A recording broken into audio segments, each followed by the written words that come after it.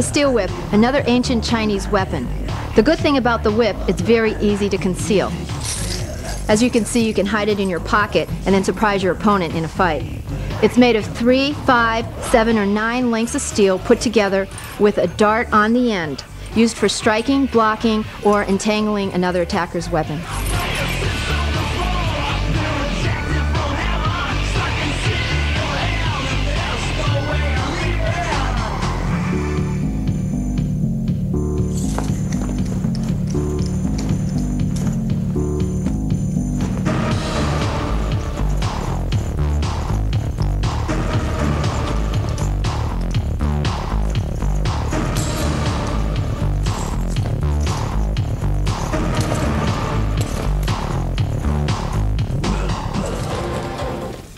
The staff. You'll find the staff in most martial arts styles. It's made of wood and comes in different lengths and sizes.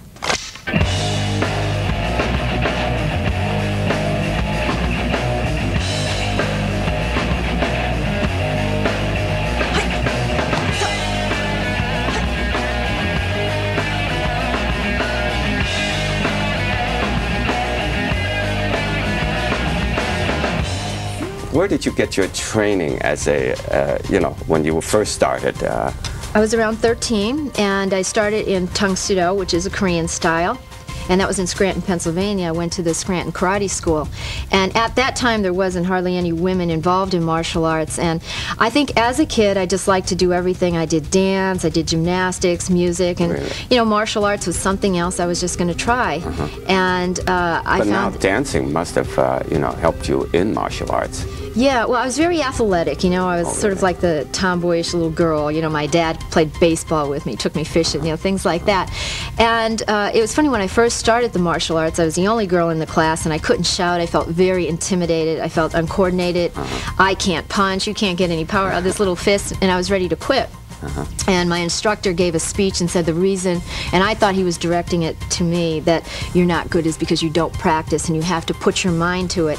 And it was an inspirational talk, and it helped. I says, okay, well, maybe that's why I'm not good. I don't practice enough. And I practiced, and I found that I was really natural. After 5 months of training, I entered a competition. And at this time... And what style was that? This is Tung Sudo, Korean. Korean karate. Yeah. And I entered, it was black belt and under, so no matter what you were, if you were a beginner, intermediate, or advanced, you just had one category. And I ended up taking second place, and I beat all these black belt women, and I thought, wow, this is the first time I've ever won anything in my life, and if I could beat black belts, maybe I have a potential to, excel in this sport, because I was only an orange belt, which was the first belt at the time. So Cynthia, what advice would you offer some of our young people viewing this program? I think not to give up. It's very easy to get discouraged. Maybe you'll get sore, or you feel uncoordinated, and you don't want to do it. It's hard, and a lot of times people don't want to do things that are difficult, but you just have to be positive and determined you can do it. I thoroughly believe anybody could do anything as long as you set your mind to it.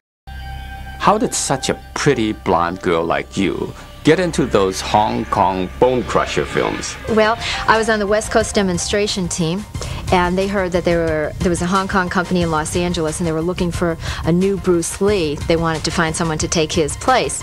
And this was in the United States? Right. What titles did you hold at that time? At that time, I was #1 in forms and weapons, and through 1981 through 1985, I held that title undefeated.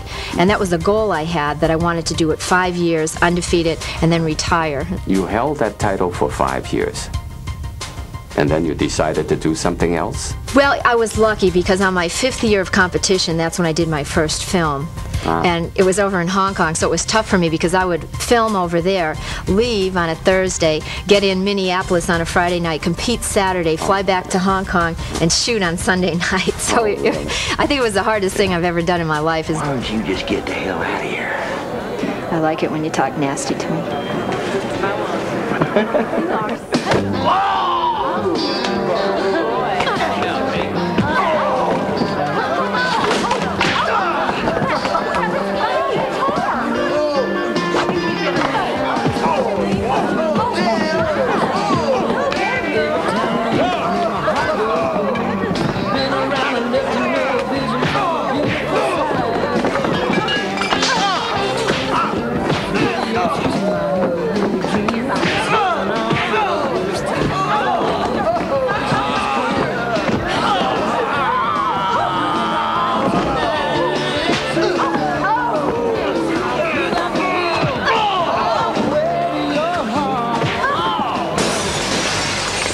I went to audition, and actually the males went to audition, and they recognized me because of my championships, and they said, well, can you do something? And I said, yeah, what would you like me to do? They said, do a form. I did a form. They said, how about weapons? I did some weapons. Self-defense, I did that. Can you fight? I says, yeah, so I did a little fight. And then they went in the back, and they said, well, we're going to sign up a girl instead of a guy. So all the guys from the team were going, why did you bring her? So anyway, this was in June of 1985, and I went off to Hong Kong by myself. I was never out of the country before. You know, I didn't know what I was going into. I thought they were going to dress me in the old traditional Chinese uniforms and give me a black wig with braids on. And when I went over there, I was so shocked that I wore jeans and a jacket, and I was myself.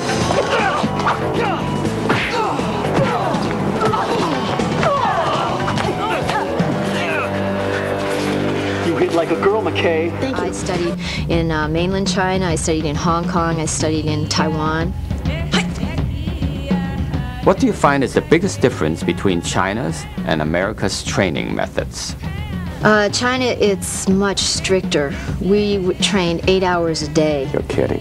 With just like an hour lunch break. And they do this every single day. Including Sundays? We had Sunday off. We did it 6 days a week. And this is the people that go to the Institute train this way, and you can't do that in America. This is the Chinese hook sword, Fu Dao. It's an ancient Chinese weapon that the warriors used to fight with, and it's one of my favorites. I've won many competitions with this.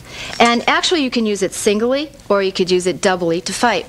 And it's comprised of many weapons. You have the dagger on the end, which is used for striking. The crescent moon could be used for blocking or striking. If someone comes in with a kick, you use it down to block or punch. Or the good thing is you can use it to strike, come right in, hitting into the throat area. It has the hook on the end, which is used for hooking and striking.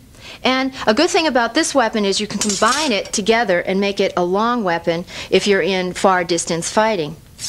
The Chinese hook sword. Yeah.